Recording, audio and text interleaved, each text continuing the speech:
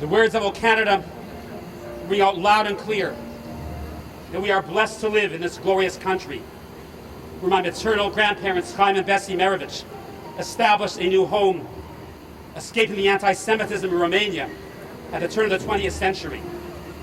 It was in the Jewish farming colony of Lipton, Saskatchewan, located 43 miles northeast of Regina, where the indigenous population came to aid of these Jewish settlers in the late 1880s to help them build log cabins to survive the bitter winters of the prairie provinces.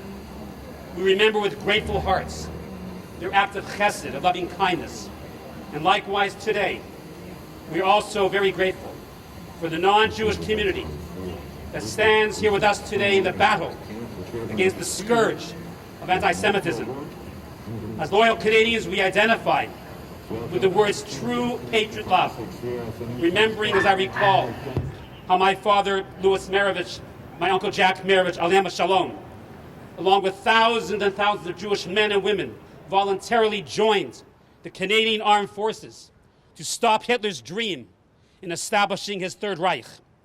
And it was during the Second World War, when my father was stationed in England, that he met my mother, Sally, Aleh Shalom, a blessed memory, who lived through the blitzkrieg of the German Luftwaffe and who was forced to live side by side with a Nazi party that established its headquarters in all places in the Jewish East End of London with the intent of terrorizing the Jewish community.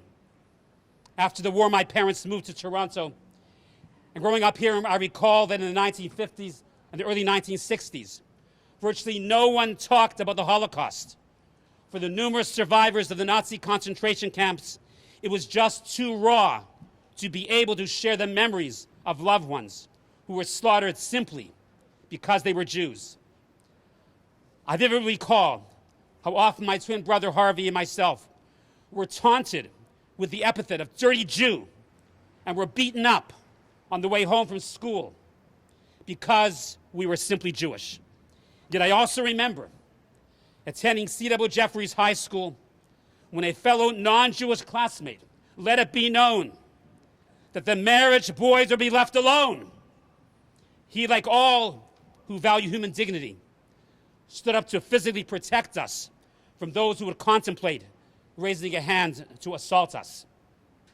And so for that reason, who could have predicted that in 2021, here on the streets of Toronto, Jews should fear for their lives because they consciously choose to proudly proclaim their attachments to the Jewish people and to the one Jewish nation state in the Middle East that has served as a beacon of light and hope for Jewish refugees from Europe and Arab countries.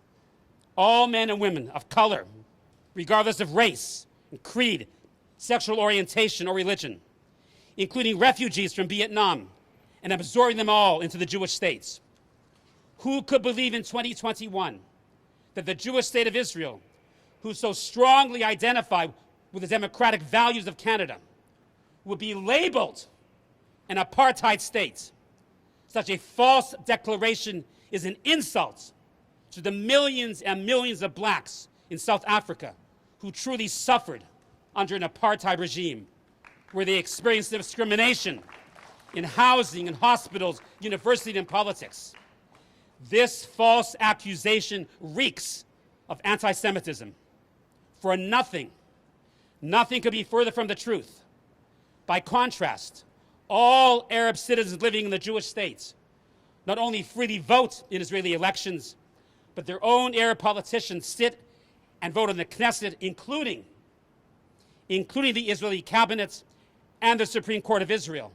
Moreover, although not required to serve in the Israel Defense Forces, Arab Christians, Muslims, Druze, and Bedouin are free to enlist in the Israeli army and police service. And most poignantly, during the COVID-19 pandemic, Arab citizens and Palestinians received access to Israel's vaccines. How unfortunate it is that Israel is falsely demonized as an apartheid state, another manifestation of blatant anti-Semitism. Therefore, how much more so here in Nathan Phillips Square, dedicated in honor of Toronto's first Jewish mayor, who contributed so meaningfully to this modern metropolis that we meet today to end Jew hatred. As we confront this new epidemic, as a Jewish community, we are so very thankful for all who stand with us here in person and the thousands upon thousands who are joining us virtually to confront anti-Semitism.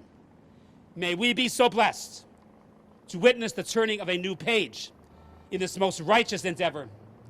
May God indeed keep our land glorious and free. Toda Rabah. Thank you.